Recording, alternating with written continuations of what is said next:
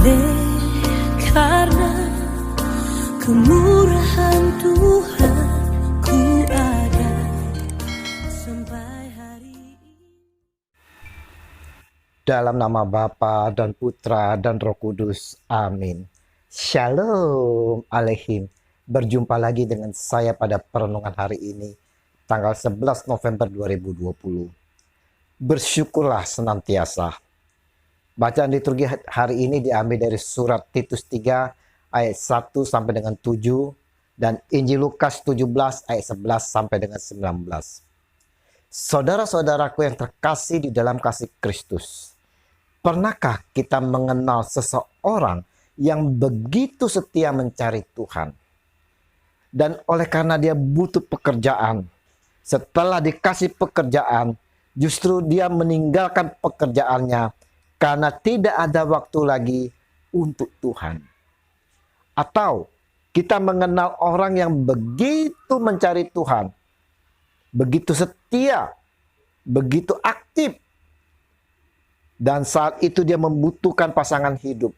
Dan setelah dikasih oleh Tuhan, dia tidak lagi punya waktu untuk aktif, apalagi beribadah. Kita sering, saudara, seperti kisah di atas, kita sangat aktif di dalam pelayanan. Setelah mendapat pekerjaan, pelayanan kita tinggalkan karena tak ada waktu lagi. Kita tak bersyukur atas apa yang telah kita peroleh, apa yang telah kita nikmati. Injil hari ini, saudara-saudara, yang kita renungkan bersama, melihat bagaimana 10 orang kusta berusaha mencari Tuhan Yesus dan meminta kesembuhan. Di saat kita sakit juga, saudara-saudara, kita pun selalu mencari Tuhan untuk memohon penyembuhan. Kita berseru kepada Tuhan, Tuhan, Tuhan, Tuhan, tolong sembuhkan. Oleh karena tergerak belas kasih Yesus, seperti halnya pada 10 orang kusta, kita pun disembuhkan, saudara. Namun saudara-saudara, kadang-kadang kita seperti 9 orang kusta Yahudi yang telah merasa sembuh tetapi tidak kembali kepada Tuhan untuk bersyukur. Ada banyak hal, saudara, yang telah dianugerahkan Tuhan kepada kita, namun kita jarang merasa bersyukur. Bahkan kita cenderung bersungut-sungut di hadapan Tuhan. Jika ini terjadi kepada kita, saudara, segeralah kita bertobat, saudara. Tuhan berbicara kepada kita semua hari ini, saudara. Kepada saya dan saudara. Kita semua ini adalah orang-orang kusta waktu dulu. Kita ini semua adalah orang-orang berdosa, saudara. Angka 10 dalam Injil hari ini adalah satu angka yang genap dan angka yang tertinggi, 100%.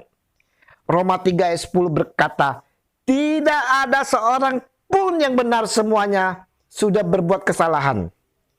Memang saat ini orang yang percaya di dalam Yesus, kita semua sudah dibenarkan, dikuduskan, bahkan diselamatkan di dalam nama Tuhan Yesus Kristus.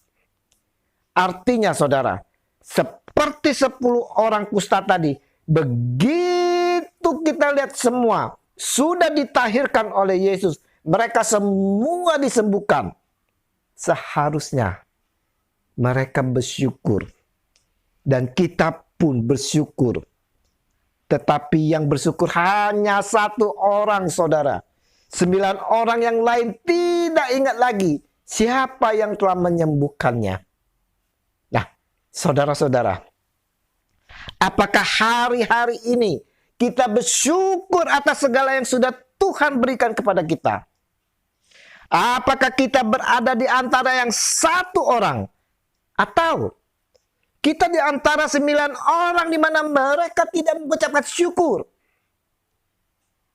Kenapa orang tidak dapat mengucap syukur dan berterima kasih kepada Tuhan, saudara? Kenapa banyak orang lupa akan apa yang terjadi di dalam kehidupannya?